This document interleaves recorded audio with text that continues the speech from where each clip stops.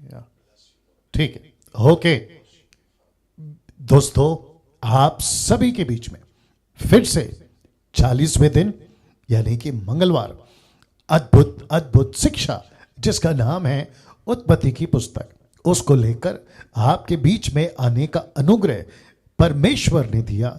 उसके लिए सबसे पहले हम परमेश्वर का धन्यवाद देते हैं। दोस्तों, साथ ही साथ आप लोग कैसे हैं? खैरियत से हैं? साथ ही साथ आप लोग सुरक्षित हैं? इस आशा के साथ यहां से आगे बढ़ना चाहूंगा। मैं जानता हूं बहुत बहुत आशीषित आप हो रहे हैं। किससे? इन शिक्षाओं से। और मैं जानता हूं मेरे यीशु ने आप सभी को बहुत आयत से ब्लेस किया है इन शिक्षाओं के द्वारा। आप तो हो रहे हैं, बट साथ ही साथ मैं खुद भी हो रहा हूं। जब स्टडी करता हूं, स्लाइड्स बनाता हूं और आपके बीच जब आता हूं 8 से 9, बहुत बहुत आशीषित होता हूं। उसी कड़ी में आज एक क्या कहते और एक दिन जुड़ चुका है जिसको कम से कम 2 चैप्टर्स 42 और 43 42 और 43 ये आयतें आपके बीच में हम शुरू कर रहे हैं। आशा करता हूं कि आवाज ठीक से पहुंच रही है, विजुअल्स आपके बीच में जी क्लियर होंगी। उस आशा के साथ आगे बढ़ना चाहूंगा। हाँ, सबसे पहले कुछ चीजें जल्दी से कर लेते हैं। मसीह मंथन बैठक वर्ल्ड ग्रुप, इसके पेज से मैं आ रहा हूं। आप सभी लोग बड़ी तादाद में इस पेज को लाइक करें और साथ ही साथ दूसरों को लाइक करने के लिए भी कहें, क्योंकि इस पेज से बिल्कुल खरी शिक्षा, वो चाहे सैटरडे की यानी कि शनिवार महिलाओं की प्रचार की सभा हो या सेशंस हो या फिर सुबह से लेकर रात तक जब मैं आता हूं संडे की ऑनलाइन चर्च हो, इन सभी क्षेत्रों से या इनके द्वारा खरी शिक्षा, साउंड डॉक्ट्रिन आपको मिलती रहेगी, उसकी गारंटी मैं लेता हूं। क्योंकि उन सभी को हम लाते हैं जो सही शिक्षा देते हैं, जो सही प्रचार करते हैं। जी दोस्तों, उनका प्रेजेंटेशन या उनका स्टेज या उनका बैकड्रॉप उतना तगड़ा नहीं होगा, बट उससे कोई फर्क नहीं पड़ता है, क्योंकि परमेश्वर इन सब का मोहताज नहीं है और यीशु का वचन भी इन सब का मोहताज नहीं है। यीशु कहां से प्रचार करते थे? जंगल में, सड़कों पे, नगरों में, पहाड़ों पे, गलियों में, न जाने कहां कहां, घरों में, जैसे किसी प्रकार की कोई सुविधा नहीं थी। बट उसके बावजूद प्रकाशन, रेमा, अद्भुत प्रकाश के कार्य के साथ परमेश्वर काम करते थे। और वही चीज आज भी है, ठीक है ना? जिसके पास में है प्रेज गॉड, जिसके पास में नहीं है प्रेज गॉड। नाउ साथ ही साथ मसीह मंथन बैठक जो कि इस ऐप में चलता है, जिसका नाम है टेलीग्राम ऐप। हम चाहते हैं आप लोग बड़ी तादाद में इससे जुड़े। ये क्या है बहुत जल्द बताऊंगा। इसके ऊपर साथ ही साथ 2 से 2.5 घंटे की वीडियो YouTube पे उपलब्ध है, आप लोग देख सकते हैं। इनको कॉल करना है जुड़ने के लिए और फिर ये 3 नंबर और ये 3 नंबर, ऐसे करके टोटल 6 नंबर आपको दिए जाते हैं। ना प्रश्न उठता है मसीह मंथन के साथ आपको क्यों जुड़ना चाहिए? क्योंकि सबसे इंपॉर्टेंट चीज जो हम करते हैं वह यह है कि सही शिक्षा जो देते हैं हम उनके साथ में हैं। दूसरे शब्दों में, जो साउंड डॉक्ट्रिन, अच्छा प्रचार, यीशु का, पतरस का, पौलुस का, जो पहली सदी लेके चली थी, ऐसा प्रचार वालों को हम सपोर्ट करते हैं, वेलकम करते हैं। लेकिन जो शिक्षा गलत है या सही नहीं है, मसीह मंथन बैठक, पास्टर डैनियल राज और हम सबके साथ जितने जुड़े हैं, उन शिक्षाओं के हम खिलाफ हैं या अगेंस्ट है। और साथ ही साथ ऐसी भीड़ याद आ गया होगा आपको संडे का प्रचार, ऐसी भीड़ तैयार करना चाहते हैं जो शास्त्रियों की प्रचार या प्रचारकों को और यीशु जैसे प्रचारकों को परख सके, जांच सके, देख सके और अपनी कलीसिया और अपने क्षेत्र, शहर, गांव जो भी है उसकी सुरक्षा कर सके इन सभी वुल्फ भेड़ियों से जो कि गलत शिक्षा लेकर आते हैं।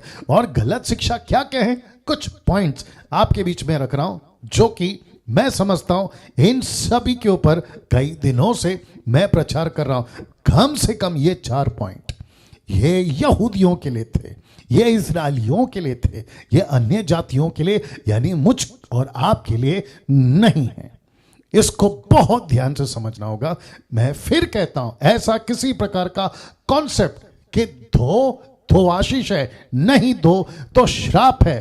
ताइथ ऑफरिंग, परमेश्वर के लिए पैसा खूब दीजिए, लेकिन अगर कोई जबरदस्ती करता है वो गलत है। 10 आज्ञा क्यों पालन करें? हम पूरी बाइबल पालन करेंगे। एक दिन यानी कि सबत, सैटरडे को क्यों माने? हम प्रतिदिन परमेश्वर का दिन है मानते, और किसी प्रकार का श्राप के अधीन मसीह की देह नहीं है, ये विश्वास करते हैं। और साथ ही साथ टंग्स और womens can't be a pastor, welcoming holy spirit, slaying in the spirit यानी कि नीचे गिरना, आत्मा में हंसना और विश्वासियों के लिए प्रार्थना करना, ऐसे किसी प्रकार के कॉन्सेप्ट में हम नहीं चलते हैं। क्यों? क्योंकि किसी प्रकार का ऐसा कोई दान नहीं है जिसको जिब्रिश कहते हैं, नहीं है। साथ ही साथ कोई भी लड़की, औरत, मां, पत्नी, विधवा जो है महिला, परमेश्वर की दासी, पास्टर, शेपर्ड, चरवा का कार्य कर सकती है, बपतिस्मा दे सकती है, प्रभु बोझ दे सकती है, क्या कहते हैं, डेडिकेशन कर सकती है, चर्च चला सकती है, टीच कर सकती है, और इस सब का लाइसेंस यीशु देता है, पवित्र आत्मा देता है। साथ ही साथ हम किसी प्रकार की रूह या फिर से आग बरसा दे या पवित्र आत्मा आ जा, तेरी उपस्थिति आ जाए, लेट द होली स्पिरिट कम, ऐसे वाले किसी कॉन्सेप्ट को नहीं मानते। क्यों? क्योंकि यीशु आपके अंदर जिस दिन से आ जाता है उसी दिन से पवित्र आत्मा भी आपके अंदर आ जाता है। जी, नीचे गिराना, आत्मा में हंसना, ऐसे किसी प्रकार को नहीं मानते, क्योंकि बाइबल में नहीं है। विश्वासियों के लिए प्रार्थना नहीं करते क्योंकि उनको खुद प्रार्थना करना है। क्यों? क्योंकि वो परमेश्वर के बेटा हैं, बेटी हैं, उसीलिए। नाउ चीजों को बेचना, selling the things in his on his name, यीशु के नाम से तेल बेचना, रुमाल बेचना, कपड़ा बेचना, नमक बेचना, घड़ी बेचना, फोटो बेचना, ऐसे यहां तक कि रोजरी बेचना या किसी प्रकार का शॉल, और वो भी इज़राइल से लाके कि ये पवित्र है, ऐसे किसी प्रकार के कॉन्सेप्ट को मसीह मंथन नहीं मानता। इसलिए कह रहा हूं जुड़िए, और न ही डैनियल राज मानता है। साथ ही साथ non biblical super natural experiences कि मुझे आज कुछ हो रहा है, मेरा जो शरीर है वो हिल रहा है, कप कपा रहा है, मैं ताली बजाना चाहता हूं, चीखना चाहता हूं, नीचे लोटपोट होना चाहता हूं, मुझे नहीं पता क्या रहा है, ऐसे किसी प्रकार के नॉन बिब्लिकल, इसका मतलब है वचन से मैच नहीं कर रहा है, ऐसे किसी सुपरनैचुरल एक्सपीरियंसेस को हम नहीं मानते। साथ ही साथ motivational preaching, blessing preaching, miracles preaching, ऐसे भी किसी प्रकार के सिद्धांत को नहीं लेके चलते। क्यों? क्योंकि हमको नहीं चाहिए। यीशु हमारे साथ है, वचन हमारे साथ है, पवित्र आत्मा हम सभी के अंदर है, और वचन काफी है, यीशु काफी है, और वो खुद ही हमारे अंदर है। और ये रहा लास्ट में कॉलिंग पापा, किसी को पिता बुलाना, आत्मिक पिता बुलाना गलत है, क्योंकि यीशु ने कहा तुम्हारा एक ही पिता है और वो है स्वर्ग में, तो उसी को लेकर हम लोग चलते हैं। ना जितने पास्टर्स हैं, नॉन कल्ट ग्रुप्स, मतलब आप क्या कहते हैं उसको, ओनली जीसस, जेहोवा विटनेस, माता यरूशलेम, सर्वशक्तिमान, बिजली चमकना और इल्यूमिनाटीज, ऐसे किसी प्रकार के ग्रुप के अगर कोई पास्टर्स हैं उनको नहीं लेते हैं। और साथ ही साथ जितने पॉइंट्स अभी बताएं, आउट ऑफ कॉन्टेक्स्ट जो प्रचार करते हैं, वो चाहे अन्य भाषा का हो या फिर किसी प्रकार का जो पीछे दिखाया, ऐसे किसी प्रकार का जो कार्य करते हैं उनको नहीं लेंगे। और इसलिए लिखा है नॉट कल्ट ग्रुप्स। लेकिन अगर बाकी हैं, आपका बहुत स्वागत है मसीह मंथन से जुड़ने के लिए। नाउ विशेष करके महिलाएं जो सेवा करना चाहती हैं, मसीह मंथन उनका स्वागत करता है जुड़ने के लिए। अब जी बात करते हैं जिन भाइयों या बहनों के पास कलीसिया नहीं है, मसीह मंथन उन सब का ऑनलाइन चर्च में स्वागत करता है। जी आपका बहुत स्वागत है। आप जुड़ सकते हैं डेडिकेशन से लेके बैप्टिज्म तक, बैप्टिज्म से लेके शादी कराने तक, शादी कराने से लेके मैयत फ्यूनरल वहां तक मसीह मंथन, सब प्रकार की सुविधा, क्या कहते हैं, सर्टिफिकेट्स।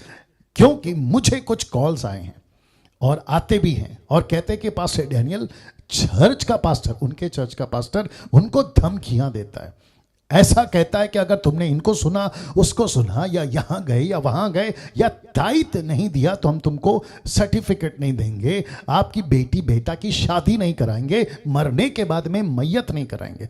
अब आप बताइए, बॉस गिरी नहीं है जो मैंने कल बोला था?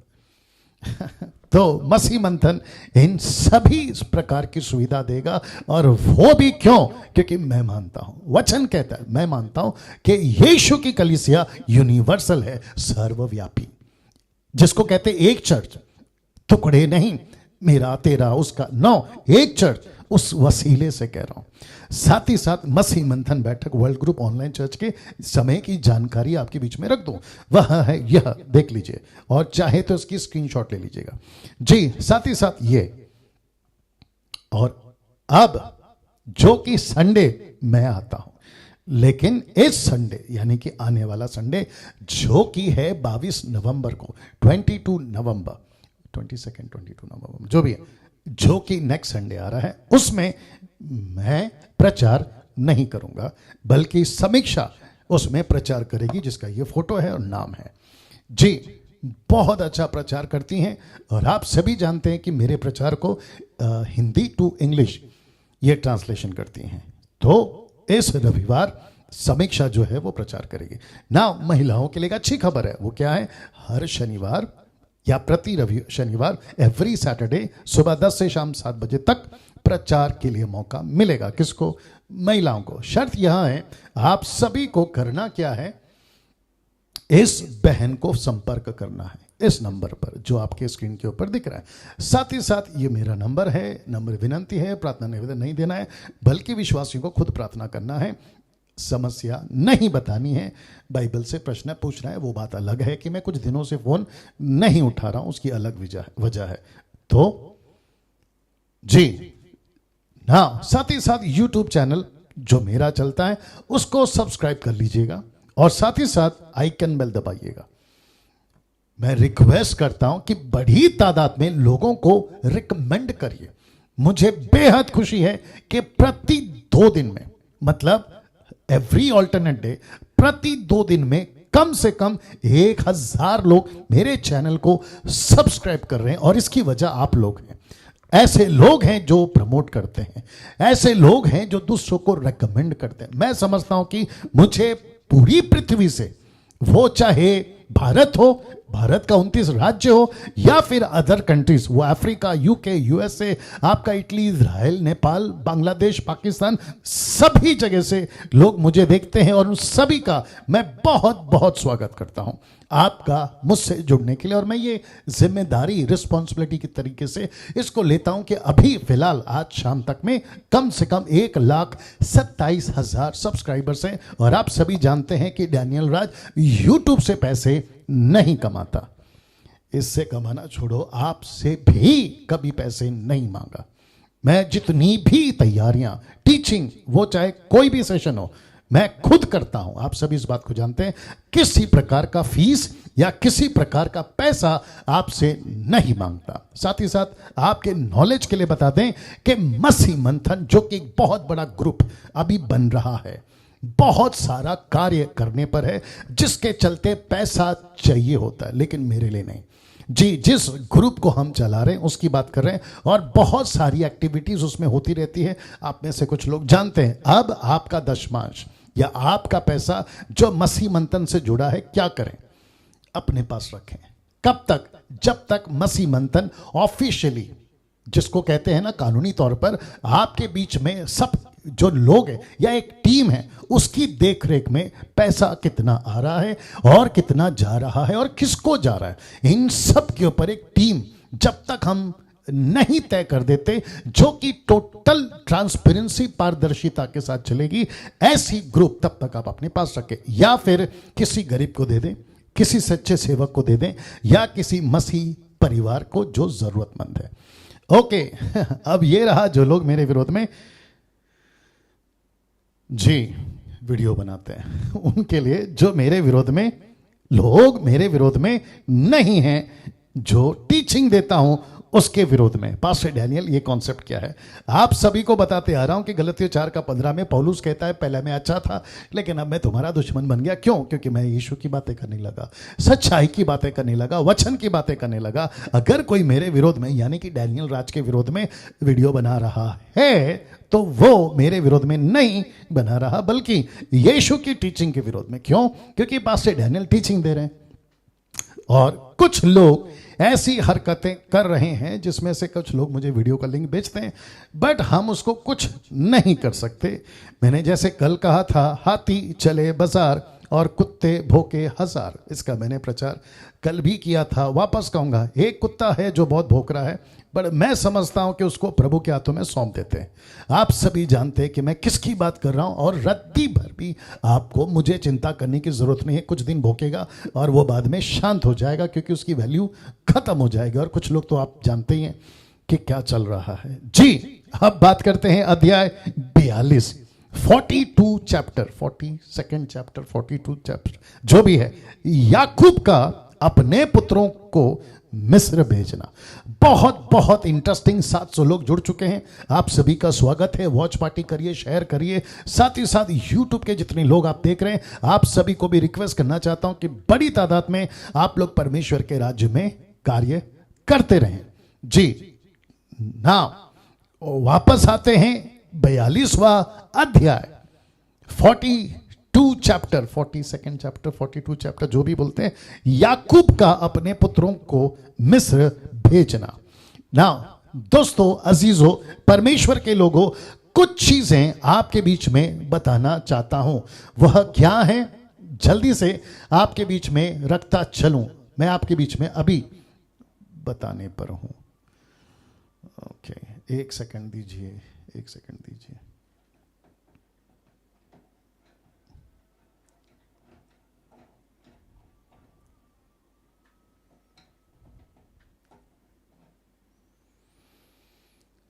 ऐसे ही चलेगा शायद, ठीक है। जी, लाइट का सेटिंग देख रहा था, आई थिंक सब ठीक है आप लोगों के हिसाब से भी। जी ओके, जी सबसे पहले बताता चलूं कि अब तक क्या चल रहा है।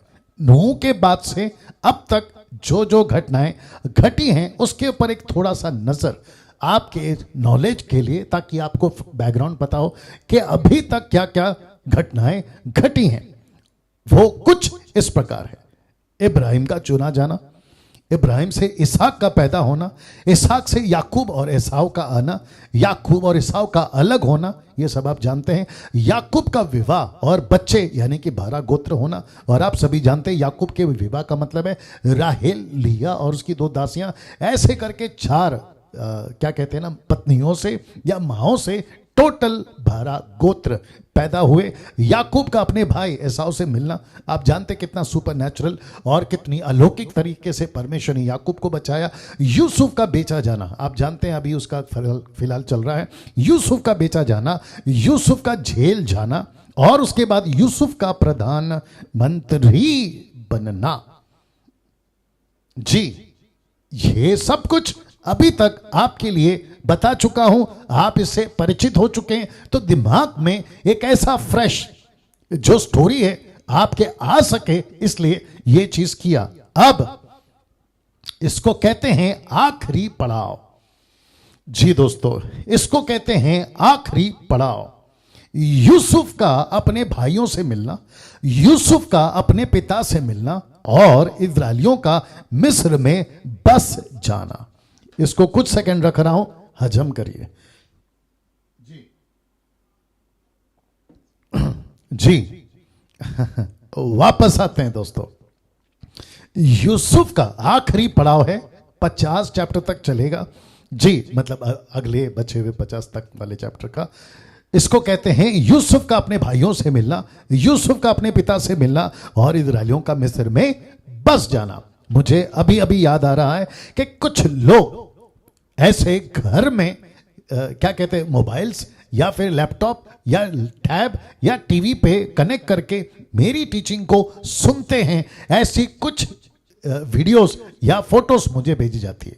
मैं चाहता हूं कि बड़ी तादाद में आप लोग ऐसा करें, उसके बाद भी जब टीचिंग खत्म हो जाए, क्योंकि YouTube पे तो वीडियो पड़ा हुआ है, डाउनलोड कर लीजिएगा। और जितने मसीह लोग हैं आसपास में, गांव में, शहर में, नेशंस में, इकट्ठा करके आप लोग उनको सुनाइएगा। उससे क्या होगा कि जिन्होंने नहीं सुना है उन तक पहुंचेगा। एक और चीज दिमाग में आ रही है जो स्लाइड पे कल डालूंगा, और वह यहां है कि जितने मसीह लोग हैं, मुझे फॉलो करते हैं या फिर मसीह मंथन के हैं और या मेरी मिनिस्ट्री जिसका नाम है जीएमटी ग्रेस मिनिस्ट्री फेलोशिप, उन सब से रिक्वेस्ट है उन सब से रिक्वेस्ट है, बहुत ध्यान से सुनना, उन सब से रिक्वेस्ट है, खास करके लड़कियां, औरतें, ऐसा किसी प्रकार का फोटोज फेसबुक पे नहीं डालें जो आपकी सिंगल फोटो है। रिपीट करता हूं, जो आपकी सिंगल फोटो है। आप फैमिली के साथ डालें, कोई दिक्कत नहीं है, आप ग्रुप्स में डालते हैं, कोई दिक्कत नहीं है। उसकी वजह है, वजह यह है कि आपकी फोटो गलत तरीके से एडिट होके कहीं कुछ लोग उसका गलत इस्तेमाल ना कर बैठे।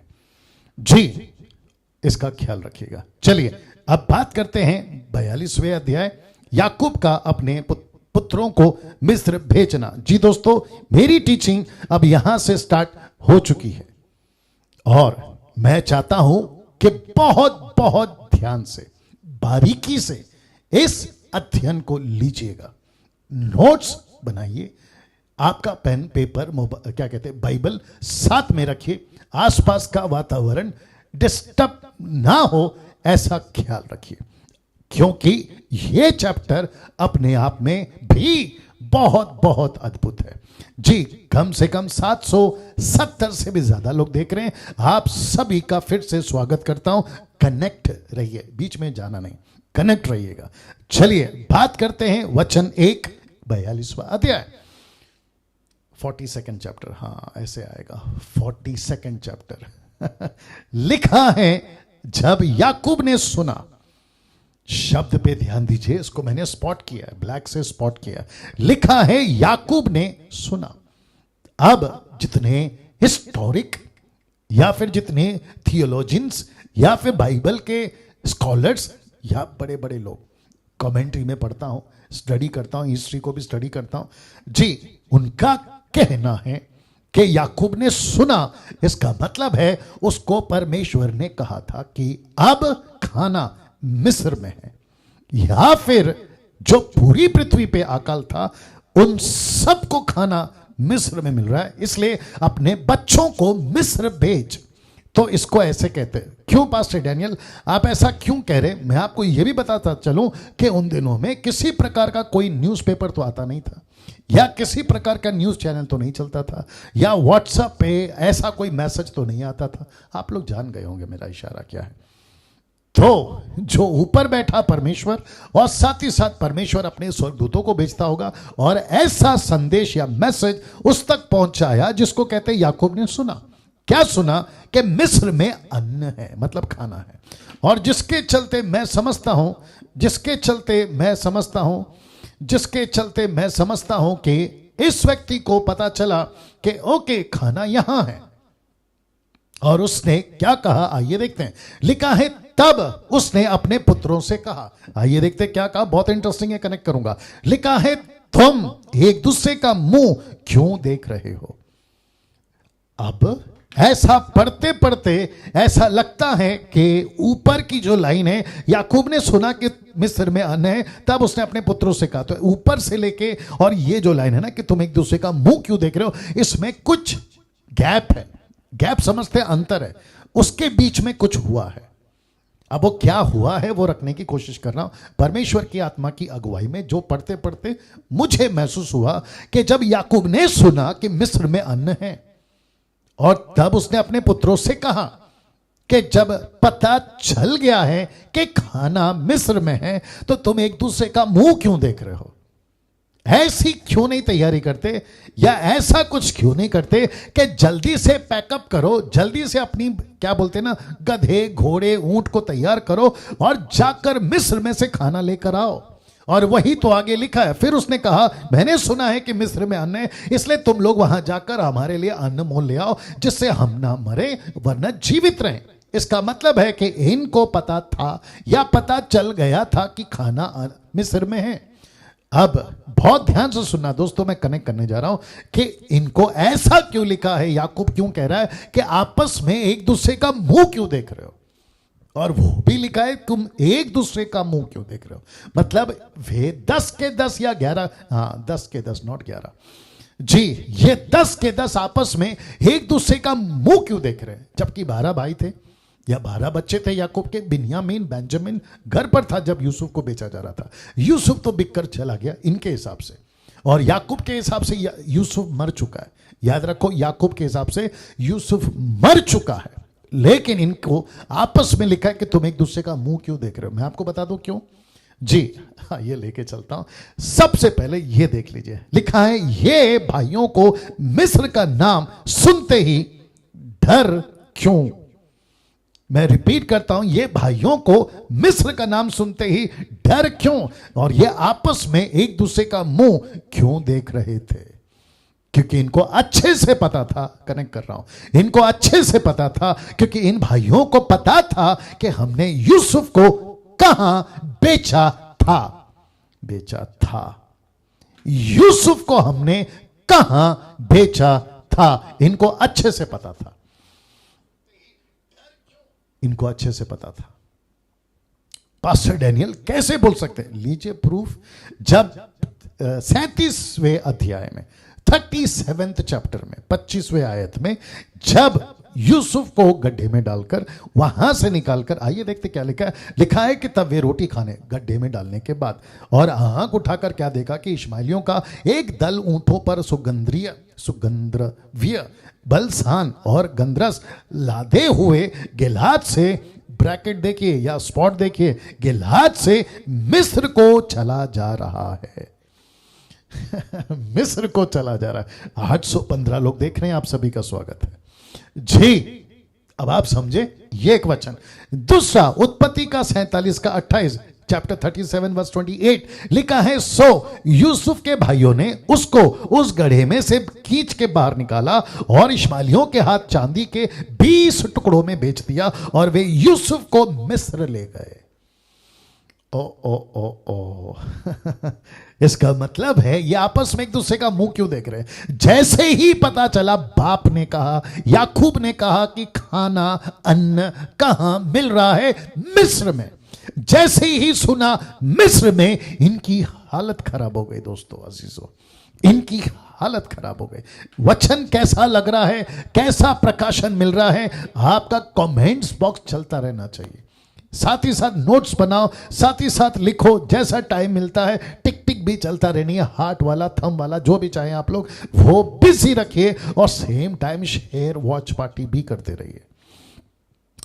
वाओ जी। अब आपको पता चला कि ये आपस में एक दूसरे का मुंह क्यों देख रहे थे, क्योंकि सब कुछ इनको पता था, सब कुछ इनको पता था कि हमने यूसुफ को कहां बेचा है। ना, मैं चाहता हूं कि जब ये चीज हो रहा होगा, एक चीज और कनेक्ट कर देता हूं, कुछ सेकंड रखना हो, पानी पी लेता हूं जी। दोस्तों वो एक चीज जो इनके दिमाग में चल रही होगी, मैं आपको अभी बता देता हूं, क्योंकि आगे वो कंटिन्यू चलेगा। वो एक चीज यहां है, वो एक चीज यहां है, इनके, माय गुडनेस गेट रेडी, इनके दिमाग में कभी कभी कभी नहीं आया होगा कि यूसुफ किसी प्रकार का प्रधानमंत्री या राजा के पद पे या किसी प्रकार के ऊंचे पद पे कभी जा सकता है। इनके दिमाग के किसी कोने के एक हिस्से में भी नहीं आया होगा। क्यों? क्योंकि जहां बेचे थे और जिस तरीके से बेचे थे और क्या बोलकर बेचे थे, वो सब कुछ आप यहां पे देख सकते हैं, और किसको बेचे थे। और इनको पता था, दर्शन वाला यूसुफ, किसी प्रकार का स्वप्न वाला यूसुफ आप कभी हमको दंडवत नहीं कराएगा। और तो और ये घटना मैं आगे भी कनेक्ट करूंगा। इस घटना को कहां से, यहां से यूसुफ को बेचने से लेकर और ये मैसेज मिलने तक कम से कम 21 से 22 साल का अंतर आ गया। वाह मैं रिपीट कर दूं, 21 से 22 साल का गैप है। 17 से 18 साल की उम्र में मिनिस्ट्री बाप के साथ में, याद होगा ना आपको। फिर उसके बाद में कहां पहुंच जाते हैं, पोतीपर की पत्नी के पास, पोतीपर के पास, पोतीपर की पत्नी उसको कहां भेजती है? जेल में। वहां 2-3 साल, 2 साल के बाद तो राजा को सपना मिला, और जब यह प्रधानमंत्री बना, कौन? यूसुफ। उम्र क्या थी? 30 साल। फिर उसके बाद में अनाज गिरेगा या पकेगा या अच्छी फसल आएगी, वो कितने साल? 7 साल। अब आप ऐसे कैलकुलेट करिए और आपको अंदाजा मिल जाएगा कि कम से कम, और ये इनका पहुंचना अभी, क्योंकि 7 साल के अकाल के बाद 1-2 साल तो और निकल गए होंगे क्योंकि अनाज खत्म हो गया। अब आप सोचिए कितने साल का गैप है, इसलिए मैंने रखा 21 या 20 साल का गैप, वहां से लेके वहां तक। वाह! इनको क्या लगा पता है? यूसुफ या तो मर गया होगा, यूसुफ या तो गुलामी कर करके खत्म हो गया होगा, लेकिन कभी कभी कभी इनके दिमाग के किसी कोने में नहीं आया कि ये किसी प्रकार का मंत्री बन गया होगा और हमको इसके पास खाना ले जाना है। मैं आपको दूसरी चीज बताऊं, ऊपर बैठा परमेश्वर इन सब चीजों को डिजाइन किया था। आप डिजाइन समझते हैं जी? स्टोरी लिखते पता है जी? राइटर, डायरेक्टर ऊपर बैठा है, सबसे बड़ा डायरेक्टर दुनिया का, बॉलीवुड का, हॉलीवुड का, टॉलीवुड का, इधर का उधर का, सबका बाप ऊपर बैठा है, और वो लिखता है कहानी, और गजब की लिखता है, अद्भुत लिखता है, मजेदार लिखता है। और उसने यूसुफ की कहानी लिखी। इसको बोलते बोलते 850 लोग देख रहे हैं, आप सभी का स्वागत है। इसको लिखते लिखते, माफ करें, इसको बोलते बोलते बोल देता हूं कि वो आपकी भी स्टोरी लिखता है, वो मेरी स्टोरी लिखता है, और जितने लोग मुझे सुन रहे हैं ना, वो हम सब की स्टोरी लिखता है, और गजब की लिखता है। लेकिन उसकी स्टोरी में उसके साथ साथ चलते रहो, कभी गड्ढे में, कभी जेल में, कभी बदनामी में, कभी आलोचना में, कभी मार में, कभी दुख में, कभी सताव में, जिसका जिक्र पौलुस ने किया है। बस उसके साथ चलते रहो। एक दिन गद्दी, या एक दिन अच्छा जगह, या एक दिन यहां नहीं तो वहां।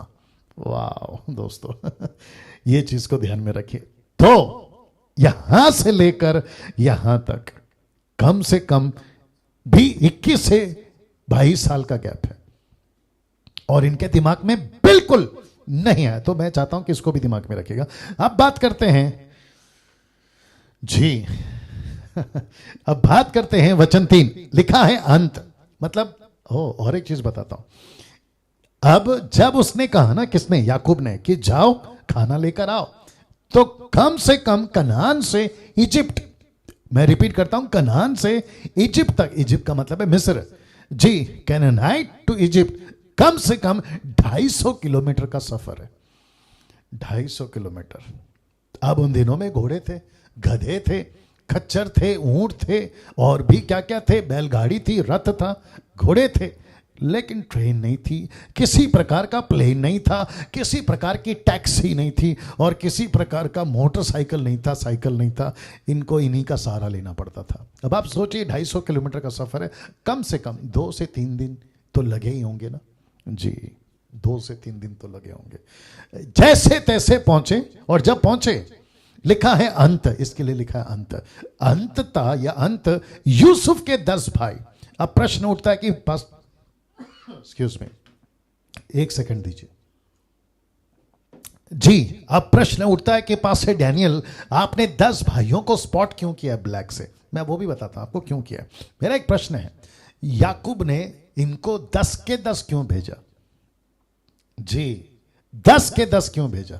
लॉजिक है ना, अगर खाना लाने जाना है तो एक काम करो ना, 2 को भेजो, 4 को भेजो, 5 को भेजो, पूरे के पूरे 10 को क्यों? अब आपको समझ में आया कि ऊपर बैठा परमेश्वर क्या चाहता है जी और जो फेसबुक पे डाले थे ना, पवित्र आत्मा का अगुवाई क्या यूसुफ को मिला, मैं उसका भी जवाब दूंगा आज, ठीक है ना? बहुत ध्यान से सुनिएगा, बट रिक्वेस्ट है कि कनेक्ट रहिएगा, बीच में नहीं जाना जी। 10 भाई का दूसरा कॉन्सेप्ट या लॉजिक ये भी है कि जब बाप ने कहा, यानी कि याकूब ने कहा कि जाओ खाना लाओ, तो इन्होंने सोचा कि इतना दूर है, 250 किलोमीटर का सफर है, 2 से 3 दिन लग जाते हैं, और अगर खाना ही लाना है तो एक काम करते हैं कि सब जाते हैं, यानी कि 10 के 10, और बड़ी तादाद में खाना लाते ताकि वापस जाना ना पड़े।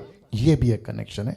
और लिखा है कि अनमोल लेने के लिए मिस्र को गए, और जैसे ही गए, याद रखो, सबसे पहली चीज इनके दिमाग में एक डर है कि कहीं रास्ते में यूसुफ ना मिल जाए, किसी की नौकरी करते हुए, किसी जानवर को चराते हुए या किसी प्रकार का गुलामी करते हुए ऐसा ना मिल जाए। लेकिन इनके दिमाग में टोटल एक तरफा पर्दा या एक तरफा आंखें बंद कि यूसुफ कभी ऐसे पथ पे जिसके सामने हमको झुकना पड़े और हमको उससे खाना लेना पड़े, ऐसा कभी दिमाग में किसी भी कोने में नहीं आया।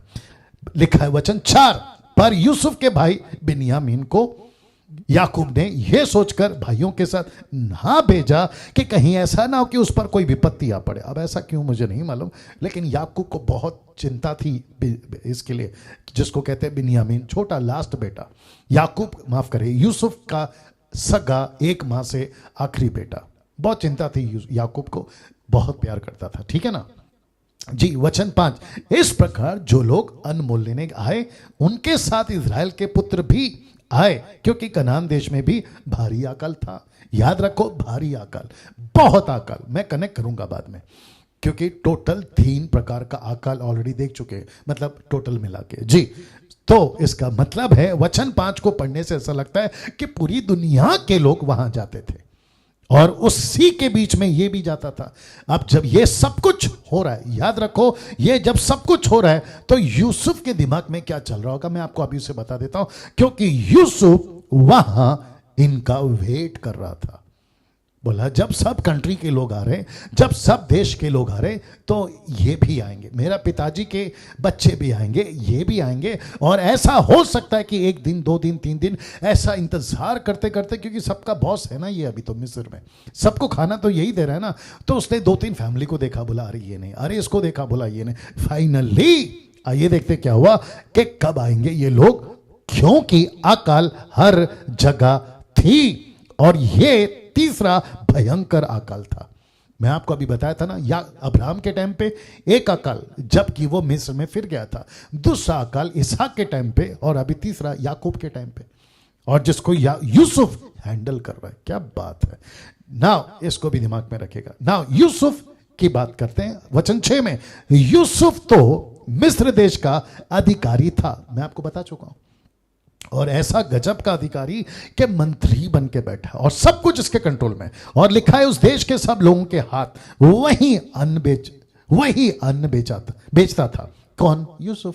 सबको खाना ये देता था, किसको कितना देना ये डिसाइड करता था। और ऐसा लिखा है कि सब देश के लोगों के हाथ वही अन्न बेचता था, उस देश के सब लोगों को, सबको देता था, किसी को मना नहीं करता था। यह भी दिमाग में रख, क्या क्या रखोगे नहीं पता, लेकिन रखो। लिखा है इसीलिए जब यूसुफ के भाई आए तब भूमि पर बहुत ध्यान से सुनना, लिखा है तब भूमि पर मुंह के बल गिरकर उसको दंडवत किया। मैं आपको रिपीट करता हूं, एक होता है झुककर दंडवत करना और दूसरा होता है मुंह के बल गिर के दंडवत करना। इसका मतलब है सीधा नीचे, ऐसा ठपाक सीधा नीचे।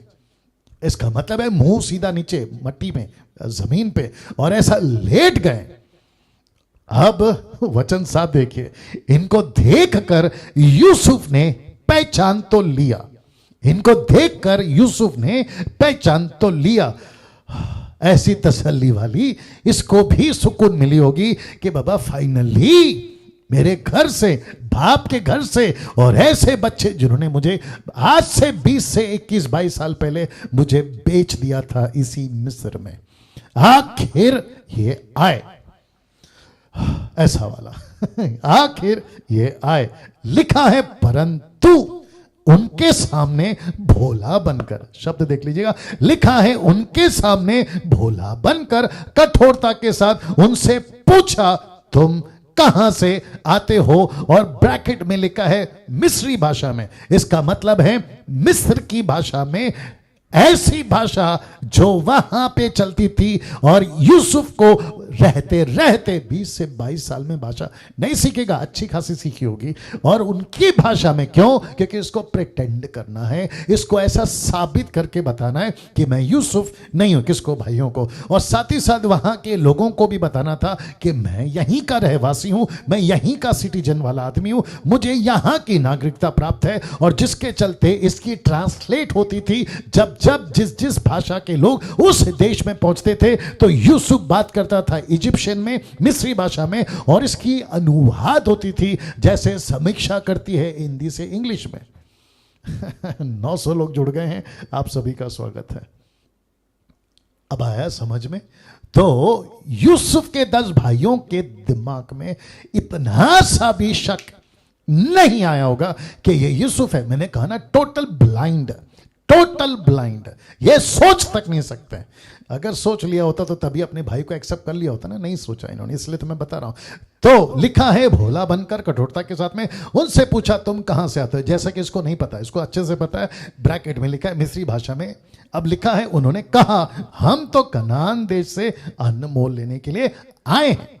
हम कहां से आए? 250 किलोमीटर, और वहां से आए हैं और आपके पास में खाना लेने आए।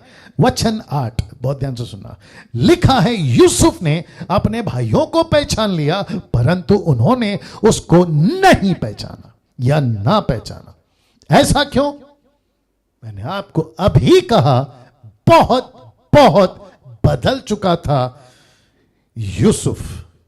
फोटो देख लीजिएगा, मैं रिपीट करता हूं कि टोटल बदल चुका था यूसुफ। इस फोटो को देखिए जहां वो बिक रहा है, इस फोटो को देखिए जहां वो 17 से 18 साल का लड़का है, और अभी इस फोटो को देखिए जहां टोटल एक ऐसा कैरेक्टर में एक ऐसा व्यक्ति जिसका दबदबा, मैं रखूंगा, जिसका दबदबा टोटल बदल चुका है। इससे लिखा कि यहां यूसुफ पूरा बदल चुका है। पर्सनैलिटी देखिए साहब, कपड़े देखिए साहब, इसका रहन सहन देखिए, और ये फोटो देखिए।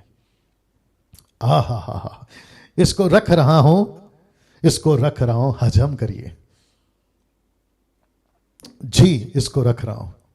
ये यूसुफ है, मेरे पास में दूसरी फोटो नहीं है, और इसका कल्चर, इसका रहन सहन टोटल इजिप्शियंस वाला, यानी कि मिस्रियों वाला, और ऐसा था यूसुफ का दबदबा।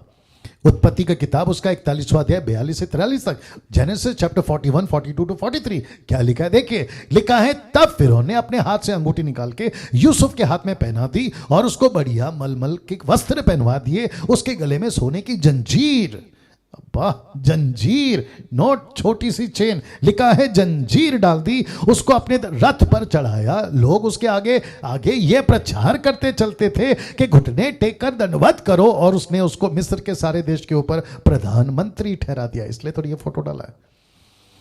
बाप रे बाप रे। अब आप देख रहे हैं, अब आप सोचिए क्या इनके दिमाग में, किसके? 10 भाइयों के दिमाग में। इसलिए तो लिखा है ना कि नहीं पहचाना, नहीं पहचाना। क्यों पहचानेंगे? ऐसा पर्सनालिटी और ऐसा दबदबा कैसे पहचानेंगे? इसका रहन सहन ऐसे ऑर्डर देता था ये लोगों को, इसका डर टोटल वहां लोग मानते थे। और जिसको, जो दुनिया को खाना खिला रहा है, उसका तो दबदबा अलग ही होगा ना। अब क्योंकि मुझे वक्त का भी ध्यान रखना है, और कम से कम आज 2 चैप्टर खत्म करना है, और मैं वापस कहता हूं अगर मैं इसी चैप्टर पे रहा तो भी कोई दिक्कत नहीं है, हमारे पास में काफी दिन है जी। मैं फिर कहता हूं, आपका टिक टिक और आपका ये सब कुछ चलता रहे, उसमें ब्रेक नहीं लगनी चाहिए जी, उसमें ब्रेक नहीं लगनी चाहिए जी। वापस आता हूं कि अब तक सब कुछ ये लग रहा है कि यहां पे यूसुफ के भाइयों ने उसको नहीं पहचाना, लेकिन वचन 7 ऊपर कहता है यूसुफ ने पहचान लिया था, यूसुफ ने पहचान लिया था। बोला ओ तुम लोग आखिर आ गए, उसके चलते उसने उनको पहचान लिया। अब ये सब कुछ देखकर मैं चाहता हूं आपके बीच में कुछ रखूं, ये मेरा अपना इंटरप्रेट है, मैं चाहता हूं कि आपके बीच में रखूं। अब एक तरफ यूसुफ की फोटो, और लिखा है यहां यूसुफ 3 चीज कर सकता था। कब? अपने भाइयों को देखने पर। दूसरे शब्दों में ये आए क्यों थे 10 भाई? बाप ने क्यों भेजा था? खाना लाओ। यूसुफ क्या बांट रहा है? खाना। सबको दे रहा है, एक देश को नहीं, किसी पर्टिकुलर को नहीं, सबको दे रहा है, क्योंकि भयंकर अकाल था, और जिसके चलते परमेश्वर ने यूसुफ को चुना पूरी दुनिया को खाना खिलाने के लिए। एक कनेक्शन और आ रहा है, जैसे यीशु को चुना पूरी दुनिया को वचन का खाना खिलाने के लिए। वाह, ये अभी आया। जैसे यूसुफ को चुना पूरी दुनिया को खाना खिलाने, शारीरिक वैसे यीशु को चुना पूरी दुनिया में, क्योंकि पूरी दुनिया में आज आत्मिक खाना का अकाल है और यीशु बांट रहा है 2000 साल से, आज भी, कल भी, और जब तक नहीं आ जाते तब तक में कि पूरी दुनिया को आत्मिक खाना कैसे मिलेगा। और हम सब उसके बावर्ची हैं, हम सब उसके वेटर हैं, हम सब उसके नौकर हैं जो प्लेट पे यीशु का खाना लेकर आपके बीच में आते हैं, जो कि प्रतिदिन 8 बजे से 9 बजे तक मैं आता हूं। क्या बात है जी। यहां यूसुफ 3 चीज कर सकता था अपने भाइयों को देखने पर। नंबर 1, वो चुपचाप रह सकता था। मैं रिपीट करता हूं, तुम क्यों आए थे खाना लेने? चुपचाप रह सकता था, अपनी खुद की लोकल भाषा में बोल सकता था कि चलो इनको भी दे दो, 10 भाई आए इनको भी दे दो, चलो सबको बांटो। चुप रह सकता था, अपनी आइडेंटिटी छुपा सकता था। मुझे क्या करना है, ये वही लोग हैं, ये यही लोग हैं जिन्होंने मुझे बेचा था, लेकिन ना तो मैं बदला लूंगा, ना तो मैं किसी प्रकार का रिवेंज में आऊंगा।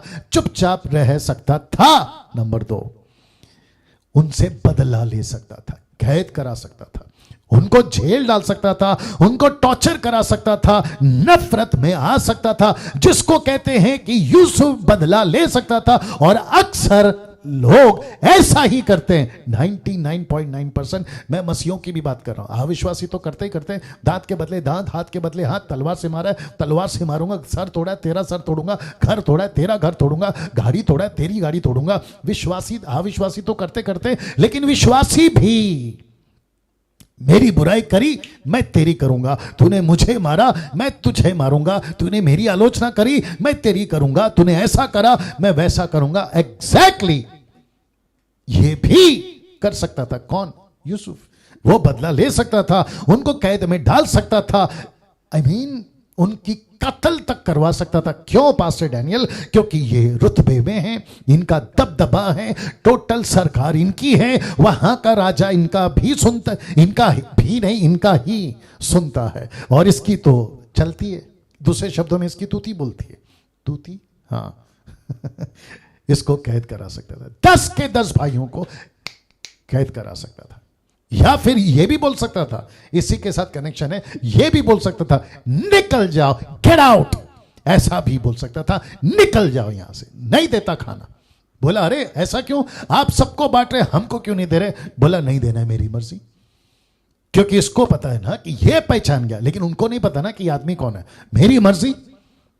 तो तीसरा, डायरेक्ट जैसे ही देखा दौड़ कर आकर, आंसू बहाकर, गले लगकर, जैसे यूसुफ और एसाव, माफ करें याकूब और एसाव आपस में गले लगे ना, रो रो कर चीखे ना, वैसा लिखा है। तीसरा, मेल मिलाप कर सकता था, चीख कर बोल सकता था, उनकी खुद की लोकल भाषा में नहीं, लेकिन इब्री इनकी भाषा में, इनकी भाषा में कह सकता था। अरे एक साथ चिल्लाकर या फिर पूरे लोगों को हटाकर चीख कर बोल सकता था, मैं यूसुफ हूं, मैं यूसुफ हूं। ऐसा कर सकता था।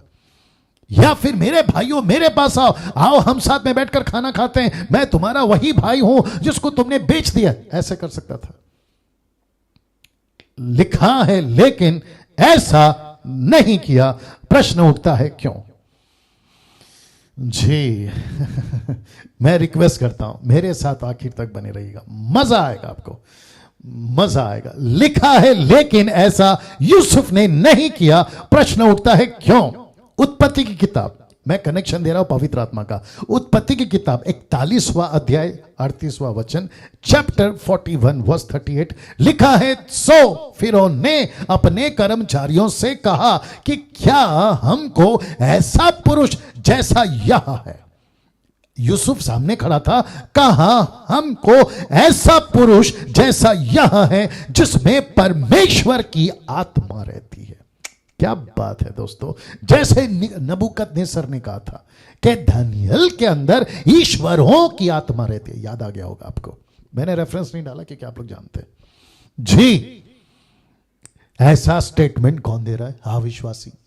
इसको किसने बताया कि इसके अंदर परमेश्वर की आत्मा रहती है?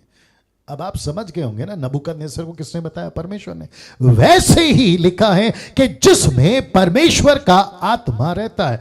यूसुफ यहां एक प्रोसेस में ले चलता है। किसको? अपने भाइयों को। कौन सा प्रोसेस है? पवित्र आत्मा की। यीशु को 40 दिन 40 रात जंगल में कौन लेकर गया? पवित्र आत्मा। वैसे यूसुफ को पवित्र आत्मा कह रहा है कि बेटा एक प्रोसेस में जाना है। वो प्रोसेस क्या मैं रखने जा रहा हूं एक एक करके, ठीक है ना। तब यूसुफ अपने उन सपनों को स्मरण करके, याद करके, जो उसने उनके विषय में देखे थे, उनसे कहने लगा तुम भेदिए हो। मतलब तुम जो है ना जासूस हो, तुम यहां पर है ना अच्छे मकसद से नहीं आए, इस देश की दुर्दशा को देखने के लिए आए हो। ऐसा क्यों? मैंने अभी कहा ना, एक प्रोसेस में लेके चल रहा है। वो प्रोसेस बहुत जरूरी है इनके लिए। किसके लिए? यूसुफ के लिए। मैं आपको बताता क्यों। जैसे जैसे हम आगे बढ़ेंगे कॉन्सेप्ट क्लियर होगा ना। लिखा है, अब आपको पता चला कि पवित्र आत्मा यूसुफ को अगुवाई किया था। मैंने जो पोस्ट डाला था ना, इसलिए डाला था। अब आप देख सकते हैं, और वो कैसे माफ करता है, कैसे प्यार कर सकता है, ये सारा कैरेक्टर पवित्र आत्मा का, या चरित्र, माफ करे, हाँ कैरेक्टर, चरित्र, ठीक है। चलिए, लिखा है वचन 9 में, तब यूसुफ अपने उन सपनों को स्मरण करके जो उसने उनके विषय में देखी थी। अच्छा, अभी यहां पे वचन 9 में लिखा है कि वो सपना याद कर रहा है। कैसे? अभी मुझे नहीं पता। वो जमीन पे कब तक लेटे, लिखा है ना, ऐसा पूरा लेट गए, मुंह सीधा जमीन पे। तो इनको, यूसुफ को सब कुछ याद आ रहा है। बोला यही थे, इनको समझाया था, ये नहीं समझे, अब एक प्रोसेस में लेके चलना होगा, तो लेके चलते हैं। तो उसने क्या किया, अपना जो क्या कहते हैं ना, टोन और अपनी हरकतें ऐसी रुबाबदार और ऐसा कड़क और ऐसा जोशीला रखा कि उनकी सिट्टी बिट्टी गुल्लो हो गए। आप लोग समझते होंगे सिट्टी बिट्टी का मतलब क्या होता है। जी जी जी, अच्छा अच्छा कमेंट्स आ रहा है, मैं अप्रिशिएट करता हूं आप सभी का, लेकिन जारी रखो जी। बात करते हैं, उसने उनसे कहने लगा तुम भेदिए हो, मतलब तुम जासूस हो, तुम अच्छे लोग नहीं हो, इस देश की दुर्दशा को देखने के लिए आए हो। अब इसको देखिए, वचन 10, उन्होंने उससे कहा नहीं नहीं हे प्रभु, ऐसा नहीं है। वो कह रहे हैं तेरे दास भोजन वस्तु मोल लेने के लिए आए। अब जरा देखिए कैसी उनकी क्या कहते हैं ना, टोन या उनका बातचीत क्या, देखिए। लिखा है वचन 11, हम सब एक ही पिता के पुत्र हैं। हम जासूस नहीं हैं, मतलब हमारे सबके बाप अलग अलग नहीं है, हम एक ही बाप के पुत्र हैं। और लिखा है हम सीधे मनुष्य हैं। यूसुफ अंदर सोच रहा होगा कितने सीधे मुझे मालूम है, हम सीधे मनुष्य हैं, तेरे दास भेदिए नहीं हैं। उसने, वचन 12, उसने उनसे कहा नहीं नहीं, तुम इस देश के दुर्दशा देखने ही को आए हो। यूसुफ अपनी जगह पे डटा रहा, ये 10 लोग अपनी जगह पे डटे रहे। वचन 13, उन्होंने कहा हम तेरे दास, अब यहां पे क्या कहते हैं ना, क्लैरिफिकेशन, हम कितने भाई हैं वो सब शुरू कर रहा है। कहता है हम तेरे 10, माफ करे, हम तेरे दास 12 भाई हैं। हम तेरे दास 12 भाई हैं, हम 1 2 नहीं, हम टोटल 12 हैं। बाप रे। मैं आपको बताता हूं कि ये सब हो क्या रहा है। मैंने आपको थोड़ी देर पहले बताया था ना, एक प्रोसेस में लेके चल रहा है। अब इनके मुंह से ये शब्द निकल गया, 12 भाई या 12 लोग, हम लोग टोटल 12 बच्चे अपने बाप के, और एक कनान देशवासी, एक ही पुरुष के पुत्र हैं। छोटा इस समय हमारे पिता के पास है, और एक जाता रहा। ये एक जाता रहा ना, वो सामने खड़ा है, और ये कह रहे हैं कि एक जाता रहा। इसका मतलब क्या है, या तो मर गया या तो बेच तो हमने दिया है, हमें नहीं पता एक के साथ क्या, और बाप के हिसाब से तो मर गया। कौन? यूसुफ, क्योंकि झूठ बोले थे ना ये लोग कि तेरे यूसुफ को जंगली जानवर खा गए होंगे, उसका रंगीला कपड़ा हमको लहू से मिला, ये बात उन्होंने बताई थी, आप लोग जानते हैं जी। वचन 14, तब यूसुफ ने उनसे कहा मैंने तो तुमसे कह दिया कि तुम भेदी हो। देख रहे हैं आप, उसके 10 भाई अपनी बात पे डटे हैं, अड़े हैं। ऐसा नहीं है, यूसुफ अपनी बात पे डरा, ऐसा ही है। See the difference now. इसको देखिए, वचन 15, अंत बहस बहुत देर चली, बहुत क्लैरिफिकेशन दिया। हम ऐसे नहीं हैं भाई साहब, हम ऐसे नहीं हैं श्रीमान या प्रधानमंत्री जी, आप हम पर विश्वास करो, हम ऐसे नहीं हैं। अंत लिखा है इसी रीति से तुम परखे जाओगे। किस रीति से? कि फिरौन के जीवन की शपथ। मतलब मैं किसकी कसम खा रहा हूं? फिरौन की कसम खा रहा हूं, जब तक तुम्हारा छोटा भाई ब्रैकेट में बिन्यामीन, मतलब इसको कहते हैं दुखती क्या है आता है, पैर रख देना, दुखती नस पे पैर रख देना, ऐसा कुछ है। जिसका डर था याकूब को, वो हो गया। और मैं वापस कह रहा हूं एक प्रोसेस में चल रहे हैं हम। एक प्रोसेस, किसका प्रोसेस है? पवित्र आत्मा का। जी, लिखा है जब तक तुम्हारा छोटा भाई ब्रैकेट में बिन्यामीन यहां ना आए तब तक तुम यहां से ना निकलने पाओगे। क्या कठोर और कितना सख्त, क्या रुतबा दबदबा के साथ इन 10 भाइयों की हाथ से ताली बजती थी, अब तक ये पैर से बजा रहे होंगे। ऐसी कपकपी या ऐसा डर इनके अंदर आ गया होगा, बोला अब तो हालत खराब है। वचन 16, इसीलिए अपने में से एक को भेज दो कि वह तुम्हारे भाइयों को ले आए। मतलब 10 में से एक जाए, 9 यहां रहे, एक जाए 9 यहां रहे, पर तुम लोग बंदी रहोगे। इस प्रकार तुम्हारी बातें परखी जाएंगी कि तुम में सच्चाई है कि नहीं, या यदि सच्चे ना ठहरे, अब जरा ध्यान से सुना, यदि सच्चे ना ठहरे तब तो फिरौन के जीवन की कसम या शपथ तुम निश्चय ही भेद ये समझे जाओगे। वचन 17 कहता है तब उसने उनको 3 दिन तक बंदीगृह में रखा। बहुत ध्यान से सुना, कितने दिन? 3 दिन। इसको थोड़ा हजम करिए। नरेंद्र साहब हैं क्या ऑनलाइन? क्योंकि हजम करो ये कॉन्सेप्ट सिर्फ नरेंद्र को ही पता है कि मैं किसको बोल रहा हूं। चलिए वापस आते हैं। लिखा है वचन 17 में तब उसने उनको 3 दिन तक बंदी गृह में रखा। दूसरे शब्दों में कैद किया। किसको? इन 10 को। अब आप लोग के दिमाग में एक बात डाल दूं, ये 3 दिन का चक्कर क्या है? जी क्या लिखा है? दुखती रग पे हाथ रखना। हाँ, दुखती रग पे हाथ रखना। गुरप्रीत सिंह जी बहुत बहुत धन्यवाद। जी वापस आते, ये 3 दिन का चक्कर क्या है दोस्तों, मैं आपके बीच में रखने जा रहा हूं। बहुत ध्यान से देखिएगा। लिखा है पहले और तीसरे 3, पहले 3 दिन और दूसरे 3 दिन बाद, ऐसा आना चाहिए था। ओके, वापस आते 3 दिन पहले और 3 दिन बाद, ये भी चलेगा। वापस आते हैं पहले 3 दिन, मतलब 3 दिन पहले और 3 दिन बाद, मतलब टोटल पहले के 3 दिन की बात है और 3 दिन के बाद की बात है। किसकी? यूसुफ की। आपके बीच में रखने जा रहा हूं। सब कुछ बदल गया, सब कुछ बदल गया। मैं रिपीट कर दूं, सब बदल गया। कैसे? इसका मतलब है जो व्यक्ति यूसुफ 3 दिन पहले उसका टोन अलग था, 3 दिन बाद उसका टोन अलग हो गया। मैं रखने जा रहा हूं, लेकिन 3 दिन का चक्कर का कनेक्शन दे रहा हूं। रोमियो की किताब उसका 8 का 1 कहता है, सो अब जो मसीह यीशु में है उन पर दंड की आज्ञा नहीं है, क्योंकि वे शरीर के अनुसार नहीं वरन आत्मा के अनुसार है। ये कब हुआ? मैं रिपीट करता हूं, ये कब हुआ? ये कब हुआ दोस्तों अजीजों? ये कब हुआ? मैं रिपीट कर दूं, 3 दिन बाद। कैसे? वचन 18 लिखा है, तीसरे दिन यूसुफ ने उनसे कहा, एक काम करो तब जीवित रहोगे, क्योंकि मैं परमेश्वर का भय मानता हूं। ऐसा नहीं लिखा है कि मैं तुम्हारे परमेश्वर का भय मानता हूं, क्योंकि यूसुफ का परमेश्वर यूसुफ का भी परमेश्वर है। उसने स्टेटमेंट को ध्यान रखा। दोस्तों मैं कहने की कोशिश क्या कर रहा हूं, 3 दिन पहले का यूसुफ और 3 दिन के बाद का यूसुफ। ऐसा क्यों नहीं लिखा कि 5 दिन उनको अंदर रखा? ऐसा क्यों नहीं लिखा कि 10 दिन उनको कैद में रखा? ऐसा क्यों लिखा है कि 3 दिन? ये 3 दिन का कनेक्शन क्या है, मैं आप सभी के बीच में बताने जा रहा हूं। लिखा है, तीसरे दिन यूसुफ ने उनसे कहा, एक काम करो तब जीवित रहोगे। यह अचानक से चेंज कैसे हो गया और इसको परमेश्वर का भय का जिक्र क्यों किया? बहुत ध्यान से सुनना।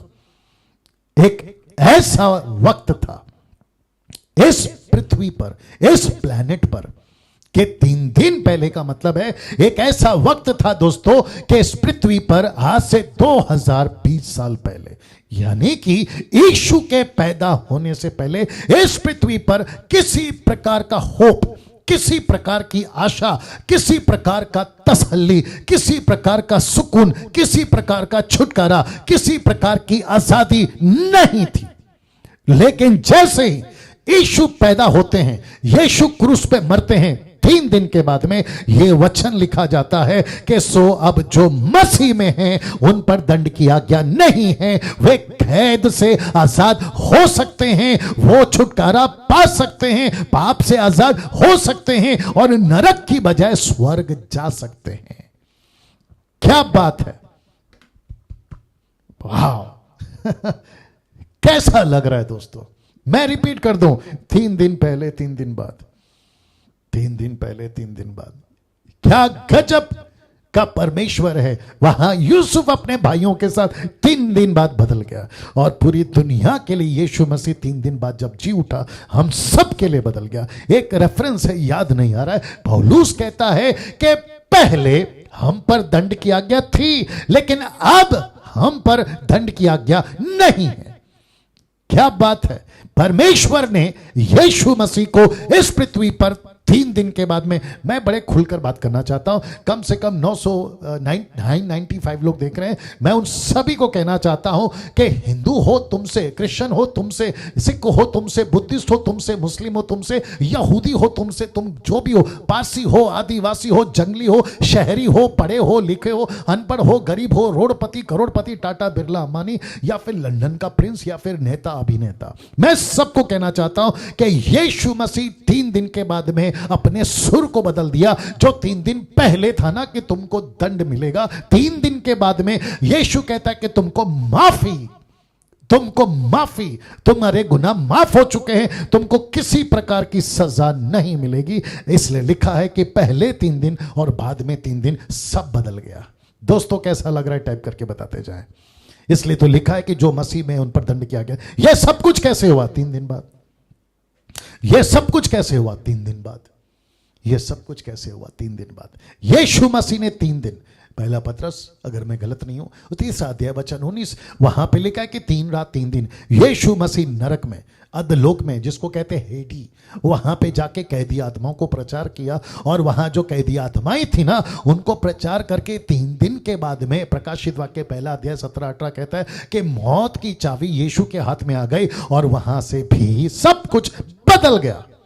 वहां से भी सब कुछ बदल गया। वहां से भी सब कुछ बदल गया दोस्तों, या सब कुछ बदल गया। जी दोस्तों, कैसा लग रहा है?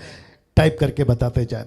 बिल्कुल हाथ चलने चाहिए। कम से कम 1100 लोग देख रहे हैं। आप सभी का मैं स्वागत करता हूं। कनेक्ट रहिएगा मेरे साथ में। जो यीशु में है उन पर दंड की आज्ञा नहीं है। तो 3 दिन के बाद बदल गया। वचन 18 फिर पढ़वा देता हूं। लिखा है, तीसरे दिन यूसुफ ने उनसे कहा, एक काम करो, तब जीवित रहोगे। बोला क्या? क्योंकि मैं परमेश्वर का भाई मानता हूं। वचन 19, यदि तुम सीधे मनुष्य हो तो तुम सब भाइयों में से एक जन इस बंदी गृह में बंधुआ रहे। पहला क्या कहा था? 10 में से 1 जाए। आप कितनों को भेज रहा है? टोटल 9 लोगों को भेज रहा है, और 1 को रख लिया।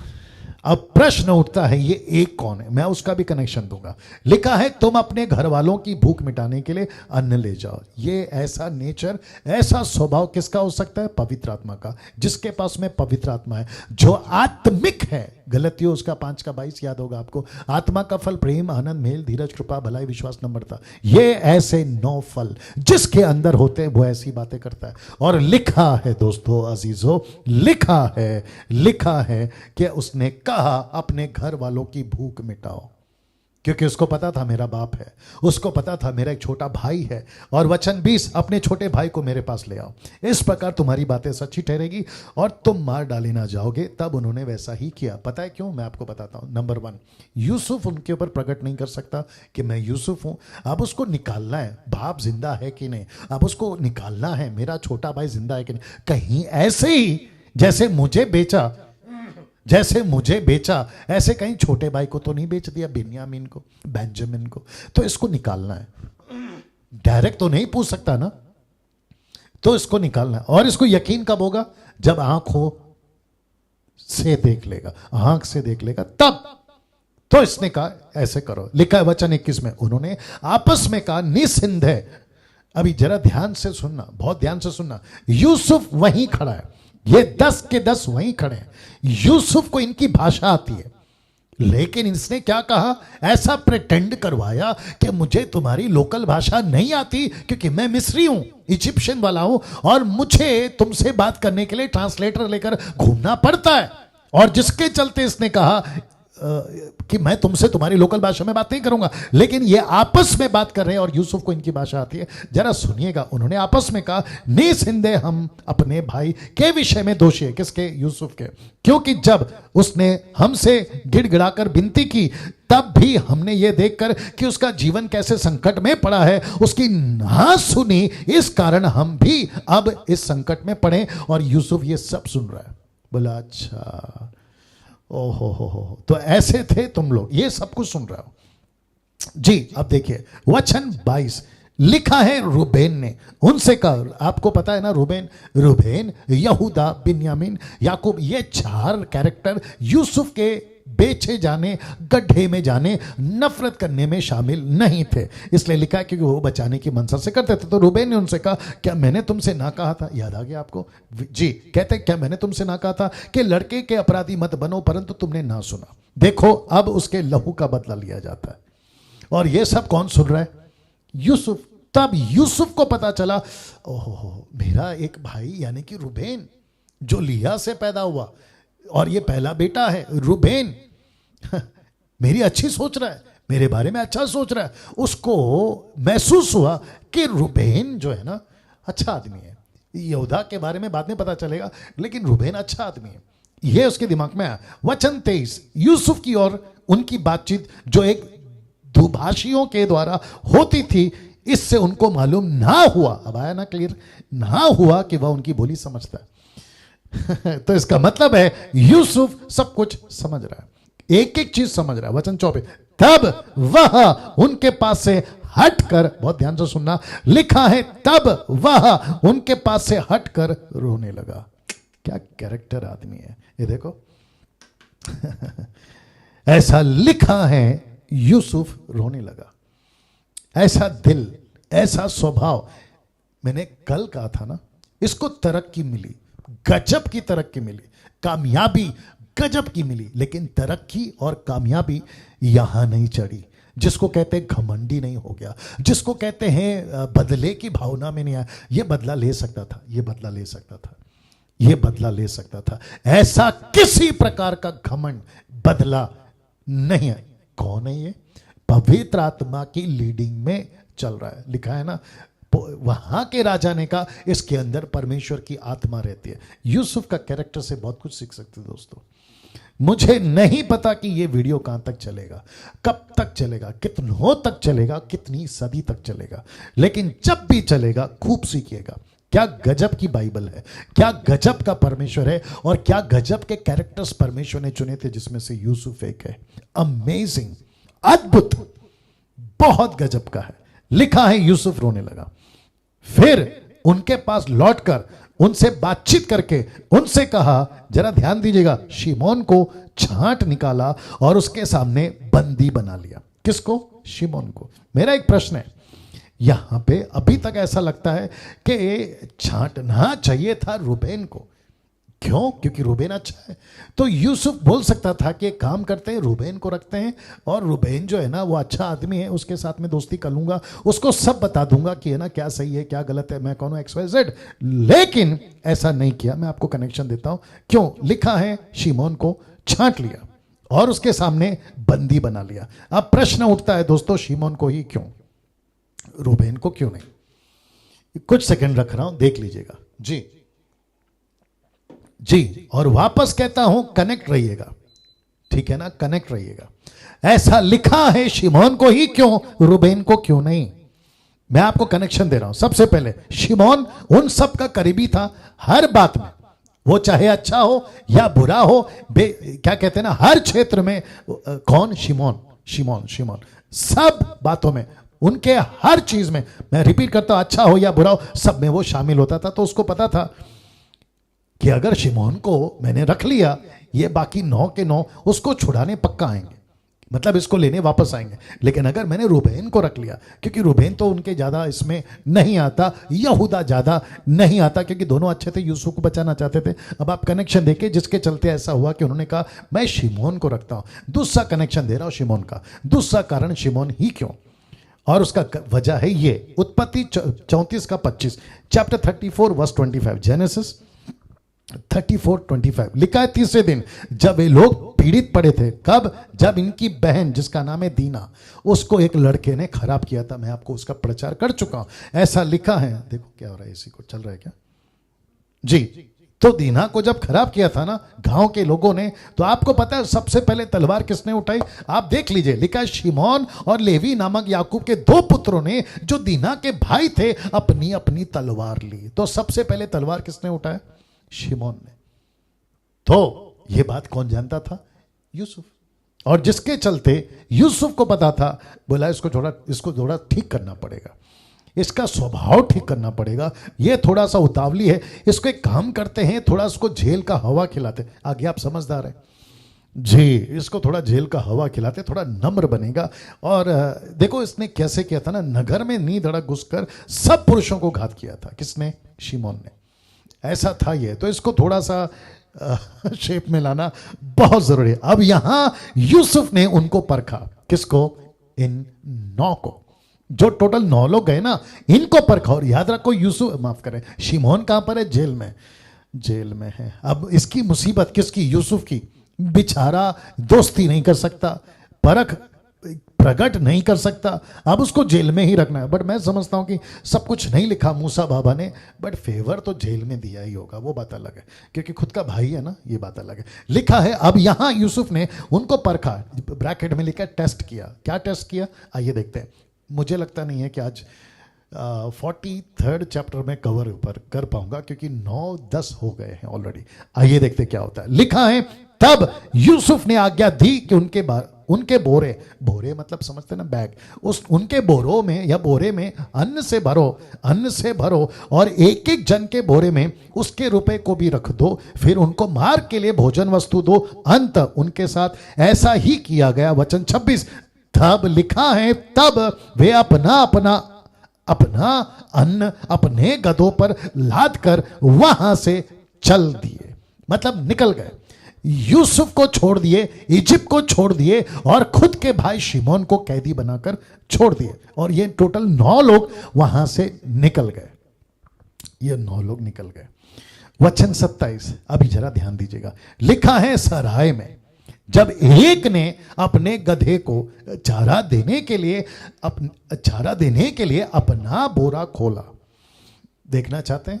देखिए, इनको नहीं पता था ये सब है, अब इनको पहली बार पता चल रहा है। लिखा है, तब उसका रुपया बोरे के मुंह पर रखा हुआ दिखलाई पड़ा। किसका? एक का। अब वो एक कौन है नहीं पता। सराय में जब एक ने, वो एक कौन है मूसा बाबा ने नहीं लिखा, उसकी मर्जी या फिर उसको नहीं बताया। एनीवे, लिखा है वचन 28 में, तब उसने अपने भाइयों से कहा। मुझे ये अच्छा लगा। मैं आपको बताऊं, यहां पे टेस्ट चल रहा है। ये जो 9 में से एक है ना, उसने बोला, यार एक काम करता हूं, मेरा गधा थोड़ा थका थका लग रहा है, उसको घास खिलाता हूं। जैसे ही बैग खोला, उसको पैसे दिखे। आपको पता है, ये एक जो है ना, ये पैसे छुपा सकता था, ये बोल सकता था, अरे कुछ नहीं यार, घास खिला दिया, आ गया, ऐसे छुपा सकता था। और ये सब क्यों? क्योंकि अभी मैंने आपको बताया ना कि यूसुफ टेस्ट कर रहा है, परख रहा है, परीक्षा कर रहा है। बहुत ध्यान से सुना, मजा आएगा। देखो वह मेरे बोरे में है। तब उनके जी में जी ना रहा, एक दूसरे की ओर भय से ताकने लगे और बोले, परमेश्वर ने यह हमसे क्या किया। मैं आपको बता दूं कुछ ऐसा, चित्र देख लीजिएगा। यूसुफ की परख का पैसा, ये इनका पैसा नहीं था, ये यूसुफ का पैसा है, इजिप्ट का पैसा है। और जिसके चलते जब इनको पता चला कि ये पैसा हमारा नहीं है, मुझे अच्छा लगा। एक व्यक्ति, लिखा एक व्यक्ति सराय में जब एक ने अपने गधे को चारा देने के लिए अपना बोरा खोला, तब उसको पता चला कि अरे यार, पैसे तो अंदर है। और इसकी अच्छी आदत क्या थी पता है? माफ करें, इसका अच्छा नेचर क्या दिखाई दे रहा है कि ये यूसुफ के परख में पास हो गया, मतलब ये टेस्ट में पास हो गया। सिर्फ ये अकेला लड़का पास नहीं हुआ, इसके बाकी लोग भी पास हो गए। मैं आपको बताऊंगा, ऐसे ही परमेश्वर भी हमारे सामने परख को आने देता है, परीक्षा को आने देता है। बहुत ध्यान से सुनना, टेस्ट आने देता है, कुछ चीजें हमारे बीच में रखता है। अय्यूब, मूसा, एलीशा, अगर हिंदी में लिखावट में गड़बड़ है आप लोग एडजस्ट कर लीजिएगा। लिखा है अय्यूब, अय्यूब के साथ क्या हुआ, उसकी एक परख हुई लेकिन पास हो गया। मूसा के साथ क्या हुआ, ऐसा लिखा है, मैंने नहीं डाला, आप लोग डाल दीजिएगा नीता जी। लिखा है इब्रानियों किताब उसका 11 का 25-26 में लिखा है, फिरौन के धन को लात मारकर या बेटी का बेटा बनना इनकार कर कर परमेश्वर के राज्य के लिए दुख उठाना उत्तम समझा, ऐसा लिखा है वहां पर। इसका मतलब है मूसा पास हो गया। एलीशा के साथ क्या हुआ, जब घोड़ी नामान उसके पास पहुंचा, जब उसको चंगाई मिल गई तो बैग भरकर सोना चांदी रुपया जो भी था वो लेकर आए, लेकिन इसने कहा मुझे तेरा पैसा नहीं चाहिए, वहां ये पास हो गया। लेकिन इसका एक नौकर था जिसका नाम था गहेजी, वो फेल हो गया, वो फेल हो गया। अब जरा देखिए, यीशु ने जब अपने चेलों से कहा कि तुम इस तरीके से प्रार्थना करो, मत्ती 6:13 लिखा है, हमें परीक्षा में ना ला परंतु बुराई से बचा। परमेश्वर टेस्ट, परीक्षा, परख आपके बीच में आने देता है और वो देखना चाहता है कि आप कितने सच्चे। इसलिए लिखा है भजन संहिता 26 का 2, सैम 26:2 लिखा है, हे यहोवा मुझको जांच परख, मेरे मन और हृदय को परख, मेरा मन और मेरे हृदय को परख। भजन संहिता 17 का 3 कहता है, तूने मेरे हृदय को जांचा है, तूने रात को मेरी देखभाल की है, तूने मुझे परखा परंतु कुछ भी खोटापन नहीं पाया। मैंने ठान लिया है कि मेरे मुंह से अपराध की बातें नहीं निकलेगी। ऐसा व्यक्ति जो भजन का लेखक है वो कहता है तूने मेरे हृदय को जांचा है। प्रकाशित वाक्य 2 का 22 क्या कहता है, देख मैं उसे खाट पर डालता हूं। कौन, यीशु। किसको कह रहा है, कलीसिया को। किसको, ऐसी स्त्री जिसको कहते हैं व्यभिचार करती है, ऐसी स्त्री, उसको मैं खाट पे, देखो ब्लैक में मैंने स्पॉट किया, खुद परमेश्वर डालेगा, वो खुद परमेश्वर डालेगा, मतलब परख रखेगा। जैसे ये सोना रखा था ना, उसने कहां गया, जैसे ये सोना रखा था ना वैसे परमेश्वर खुद खाट में डालेगा। बहुत ध्यान से सुनना जितने वर्शिपर्स हैं, बहुत ध्यान से सुनना जितने भी प्रीचर्स हैं, पास्टर्स हैं, एवेंजलिस्ट हैं, नेशनली इंटरनेशनली, उन सभी को कहना चाहता हूं कि ऐसी परख परमेश्वर रखेगा। कभी गर्लफ्रेंड के रूप में, कभी बॉयफ्रेंड के रूप में, कभी एक्स्ट्रा मैरिटल के रूप में, कभी पैसे के लालच में। अमेरिका का डॉलर आएगा, आपको लालच दिया जाएगा, तुम्हारे नौकरी में, बिजनेस में, पार्टनर में, जो तुम्हारा बिजनेस पार्टनर है, या आपके सोसाइटी में, आपके परिवार में XYZ, जैसे शास्त्री फरीसियों ने यहूदा इस्करियोत को 30 चांदी का लालच दिया था। ऐसा टेस्ट आपके लाइफ में भी आ सकता है। प्रश्न ये उठता है कि तुम वहां क्या, इसलिए लिखा है आज आपका क्या हाल, तो फेल होते हो या पास, ये आपका चुनाव है। जितने लोग मुझे देख रहे हैं मैं उन सभी को कहना चाहता हूं, और मुझे नहीं पता मैं किस किस से बात कर रहा हूं, मैं जानता हूं कि वक्त भी आगे जा रहा है, लेकिन चिंता मत करिए, बहुत अच्छी चीज मिल रही है, ठीक है ना। इस वक्त आप जांचिए कब फेल हुए थे, कहां फेल हुए थे, किसको खाट पे देखकर तुमने गलत काम कर दिया था, किसको खाट पे देख के। जरा ध्यान दीजिएगा, म्यूजिशियंस, वर्शिपर्स, तुम जो खुद को गॉस्पल सिंगर कहते हो, जब तुम जाते हो, आते हो, उठते हो, बैठते हो, फोन पे, लैपटॉप पे, टैब पे, या फिर तुम्हारे चर्च के क्वायर में, या फिर तुम्हारा जो टीम निकलता है ना, जिसको तुम लोग कहते हैं मैं शो करने जा रहा हूं, मैं कॉन्सर्ट करने जा रहा हूं, ऐसे टाइम पे परमेश्वर बोलता है मैं खाट पे डालूंगा उसको। वो तुम्हारा बॉयफ्रेंड के लिए गर्लफ्रेंड, गर्लफ्रेंड के लिए बॉयफ्रेंड, और ऐसे लालच, पैसे का लालच, घमंड का लालच, मुझे माइक चाहिए, पहला स्थान मुझे चाहिए, ऐसे सब परीक्षा परख आपके बीच में आएगी। इसलिए लिखा है आज आपका क्या हाल है। लिखा है कितना संभाला है आपने अपने हृदय को, क्योंकि सारा खेल हृदय का है ना। सब कुछ यहां चलता है, सब कुछ यहां चलता है। आप कितने प्रभु के नजदीक हैं यहां से, और कितने दूर हैं यहां से। मरकुस का किताब उसका 7 का 6, जी 7 का 6, हाँ 7 का 6, मार्क चैप्टर 7 वर्स 6, वहां पे लिखा, निकालो मार्क 7:6, वहां पे लिखा है कि ऐसे लोग हैं ये होठों से मेरा आदर करते हैं, इनका हृदय, हार्ट, हृदय काफी दूर है, काफी दूर है। ऐसी बातें परमेश्वर वहां पर लिखता है। और यिर्मयाह की किताब उसका 17 का 9 कहता है, पहले पढ़ लो वही है कि देखो लिखा है, यिर्मयाह 17 का 9 कहता है, मन तो सब वस्तुओं से अधिक धोखा देने वाला होता है, उसमें असह्य रोग लगा है, उसका भेद कौन समझ सकता है। 7 का 6 जी। और आपको बताता चलूं, नीति वचन 4 का 23 कहता है, सबसे अधिक अपने मन की रक्षा कर। ब्रैकेट में हार्ट है, मन का मतलब ये नहीं हार्ट, क्योंकि जीवन का मूल सूत्र वही है। जी वही है ना वचन। जी मरकुस की किताब उसका 7 का 6 एग्जैक्टली आप लोग डाल दीजिएगा, कोई जरूरत नहीं।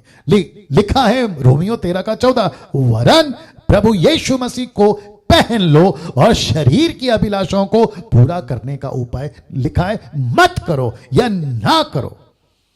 ऐसा क्यों? मैं फिर कहता हूं, आज आपका क्या हाल है? आज आपका क्या हाल है? आप कितने पास हो रहे हैं जब आपके सामने टेस्ट आता है? आई विश कि मैं इसके ऊपर 1-2 घंटा और बात कर सकता, बट नो प्रॉब्लम। जी मैं फिर पूछूंगा, आज आपका क्या हाल है? जब पैसा आपके सामने आता है आप क्या करते हो? जब लड़की आपके सामने आती है अब आप क्या करते हो? जब औरत आपके सामने आती है तब आप क्या करते हो? जब उल्टे सीधे वीडियो फोटो आपके सामने आते हैं तब क्या करते हो? तुम टेस्ट में फेल होते हो या पास होते हो? वाह सोचिए, दिमाग लगाइए, आपका हृदय कितना संभल रहा है आज? और जिसके चलते मैंने ये वचन डाला, सबसे बड़ा धोखाबाज या धोखेबाज आपका खुद का दिल है, आपका खुद का हृदय है। जी मुझे आगे बढ़ना होगा। वचन 29, तब वे कनान देश में अपने पिता याकूब के पास आए और अपना सारा वृत्तांत उसे इस प्रकार वर्णन किया। वचन 30, जो पुरुष उस देश का स्वामी है, उसने हमसे कठोरता के साथ बातें की। इसका मतलब है कि भाइयों ने अभी तक नहीं पहचाना, ये कंफर्मेशन है। और हमको देश के भेदिए कहा। तब हमने उससे कहा, हम सीधे लोग हैं, भेदिए नहीं हैं। वचन 32, हम 12 भाई एक ही पिता के पुत्र हैं। एक तो जाता रहा परंतु छोटा उस समय कनान देश में हमारे पिता के पास में। अब आपको समझ में आ रहा है, ये सब उगलवाना था। वचन 33, तब उस पुरुष ने जो उस देश का स्वामी है हमसे कहा, इससे मालूम हो जाएगा कि तुम सीधे मनुष्य हो। तुम अपने में से एक को मेरे पास छोड़कर अपने घर वालों की भूख मिटाने के लिए कुछ ले जाओ। वचन 34, अपने छोटे भाई को मेरे पास ले आओ, तब मुझे विश्वास हो जाएगा कि तुम भेदिए नहीं हो, सीधे लोग हो। फिर मैं तुम्हारे भाई को तुम्हें सौंप दूंगा और इस देश से लेन देन कर सकोगे। वचन 35, ये सुनकर वे अपने अपने बोरे में से अन्न निकालने लगे। इनको भी बाद में पता चला कि पैसा सिर्फ एक के बोरे में नहीं, इनके बोरे में भी। आइए वो भी देख लेते हैं। तब क्या देखा कि एक एक जन के रुपए की थैली उसी के बोरे में रखी है। तब रुपए की थैलियों को देखकर वे उनका बीता हुआ उनके पिता बहुत डर गया। वचन 36, तब उनके पिता याकूब ने उनसे कहा, किससे? बाकी 9 लोगों से, मुझको तुमने निर्वंश कर दिया। निर्वंश जो भी कर दिया। देखो यूसुफ नहीं रहा, शिमोन भी नहीं आया, और अब तुम बिन्यामीन को भी ले जाना चाहते हो। ये सब विपत्तियां मेरे ऊपर आ पड़ी हैं। टोटल टूट चुका है। कौन? याकूब। खत्म, टोटल खत्म, या टोटल खत्म, टूट चुका है। बोला मेरी हालत खराब। शिमोन गया जेल, या यूसुफ नहीं रहा, मर गया। याकूब के हिसाब से यूसुफ जिंदा है, बाकी 10 भाइयों के हिसाब से, बिन्यामीन के हिसाब से, क्योंकि वो तो नहीं था इसलिए उसको भी लगा मेरा बड़ा भाई मर गया है। वचन 37 लिखा है, रूबेन ने अपने पिता से कहा। अब इसकी क्या बोलते हैं ना, डायलॉग बाजी। किसकी? रूबेन की। देखो क्या बोलता है। लिखा है, यदि मैं, किसको? बिन्यामीन को, क्योंकि उसने मंगाया था ना, खाना भी तो चाहिए ना। लिखा है, यदि मैं उसको तेरे पास ना ले आऊं तो मेरे दोनों पुत्रों को मार डालना। कौन? याकूब मार डाले। अब इसकी मूर्खता देखो। याकूब के, माफ करें, रूबेन के 2 बच्चे याकूब के लिए क्या होते हैं? पोते, ग्रैंडसन। और याकूब क्या होता है? ग्रैंडफादर, दादाजी। कोई दादाजी अपने बच्चे को मारेगा? तो इसको कहते हैं, रूबेन का जो दिमाग है ना, वो देखे कितना है। वो कहता है, चिंता मत करो, अगर वो नहीं आया मेरे दोनों बच्चों को तुम मार डालो। क्या गजब का आदमी है। लिखा है, तू उसको मेरे हाथ में सौंप दे, मैं उसे तेरे पास फिर पहुंचा दूंगा। किसको? रूबेन को, सॉरी बिन्यामीन को। ना वचन 38, उसने कहा, किसने? याकूब ने, मेरा पुत्र तेरे संग नहीं जाएगा, या ना जाएगा, नहीं जाएगा। मैं उसको नहीं भेजूंगा क्योंकि उसका भाई मर गया। कौन? यूसुफ। वो नहीं रहा, उसको नहीं भेजूंगा, और अब अकेला रह गया है। इसलिए जिस मार्ग से तुम जाओगे, जब भी जाओगे, उसमें यदि उस पर कोई विपत्ति आ पड़े, तब तो तुम्हारे कारण मैं इस बुढ़ापे की अवस्था में शौक के साथ अधलोक में उतर जाऊंगा। तो मैं नहीं भेजूंगा किसको? बिन्यामीन को, बेंजामिन को मैं नहीं भेजूंगा। दोस्तों माफी चाहता हूं, इस अध्याय को मैं कल बताऊंगा। और लिखा है कि बिन्यामीन यानी कि बेंजामिन के साथ मिस्र देश जाना। किसका? बेंजामिन का। मैं यहां से तो आज का टीचिंग कैसा लगा? आप इसको लेकर क्या करोगे? चुपचाप अपने तक रखोगे या दूसरों तक पहुंचाओगे? मैं चाहता हूं कि मसीह समाज 21वीं सदी में, वो चाहे भारत हो, भारत के बाहर हो, हम एक ऐसी झुंड, एक ऐसी भीड़, एक ऐसे क्राइस्ट फॉलोअर्स को तैयार करें जो सही हो, खरे हो, सच्चे हो, ईमानदार हो और यीशु के लिए पागल हो। ऐसे लोगों को तैयार करें। जी दोस्तों, बेहद बेहद अद्भुत प्रकाशन के साथ आज का ये आयत 42nd चैप्टर खत्म कर रहा हूं। कल 43 चैप्टर स्टार्ट करूंगा, यानी कि 43वां अध्याय। ठीक है ना? ठीक 8 बजे मुलाकात होगी। मेरे चैनल को शेयर करो, माफ करें सब्सक्राइब करो, आइकन बेल दबाओ और साथ ही साथ बहुत बहुत लोगों को जोड़ो, मसीह मंथन के साथ जोड़ो, मिशन के साथ जोड़ो। और कल ठीक 8 बजे मुलाकात होगी। अपना ख्याल रखिएगा। जय मसीह।